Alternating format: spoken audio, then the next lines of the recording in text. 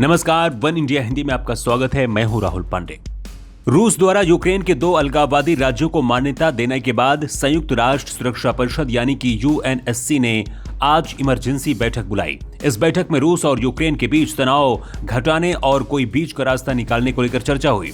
UNSC बैठक में भारत ने कहा कि यूक्रेन बॉर्डर पर बढ़ता तनाव चिंता का विषय है और ये क्षेत्र में शांति और सुरक्षा को कमजोर कर सकता है। इसके साथ ही भारत ने यूक्रेन में भारतीय नागरिकों की सुरक्षा पर भी जोर दिया। यूएन में भारत की प्रतिनिधि टीएस तिरुमूर्ति ने कहा कि नागरिकों की सुरक्षा जरूरी है। 20,000 से ज्यादा भारतीय स्टूडेंट और नागरिक यूक्रेन के अलग अलग हिस्सों में पढ़ और रह रहे हैं। भारतीयों की सुरक्षा हमारे लिए प्राथमिकता है। वहीं यूएन में यूक्रेन के एम्बेसडर ने कहा है कि यूक्रेन शांति चाहता है। उन्होंने कहा कि हम एक राजनीतिक और कूटनीतिक समझौते के लिए प्रतिबद्ध हैं। हम उकसावे के आगे नहीं झुकेंगे। वहीं यूएनएससी की बैठक में रूस ने भी जवाब दिया और रूस ने कहा कि हम अमेरिका के नेतृत्व में हमारे पश्चिमी सहयोगियों द्वारा निभाई गई नेगेटिव भूमिका को नोट करने के लिए मजबूर किया।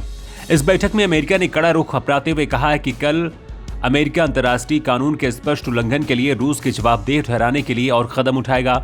हम और हमारे सहयोगी इस मुद्दे पर स्पष्ट हैं कि यूक्रेन पर और आक्रमण करने के लिए रूस को गंभीर प्रतिक्रिया दी जाएगी। यूएन में भारत के स्थायी प्रतिनिधि टीएस तिरुमूर्ति ने कहा है कि रूस के साथ यूक्रेन की सीमा पर बढ़ता तनाव गहरी चिंता का विषय है। इन घटनाओं में क्षेत्र की शांति और सुरक्षा को कमजोर करने की क्षमता है। टीएस तिरुमूर्ति ने कहा कि भारत सभी पक्षों से संयम बरतने का आह्वान करता है। हमें विश्वास है कि इस मुद्दे को लेकर राजनयिक बातचीत के माध्यम से हल किया जा सकता है। आपको बता दें कि रूस के राष्ट्रपति व्लादिमीर पुतिन ने सोमवार रात एक बड़ा ऐलान किया था। इसमें यूक्रेन के 2 क्षेत्रों को रूस ने अलग देश के रूप में मान्यता दे दी थी। इसमें डोनेस्क और लुहान्स्क क्षेत्र को रूस ने अलग देश की मान्यता दी थी। इन दोनों क्षेत्रों में अलगाववादी समूहों का बोलबाला है और यूक्रेन के खिलाफ और रूस के ये समर्थक हैं। इस खबर में इतना ही। ज्यादा अपडेट के लिए आप बने रहिए वन इंडिया हिंदी के साथ।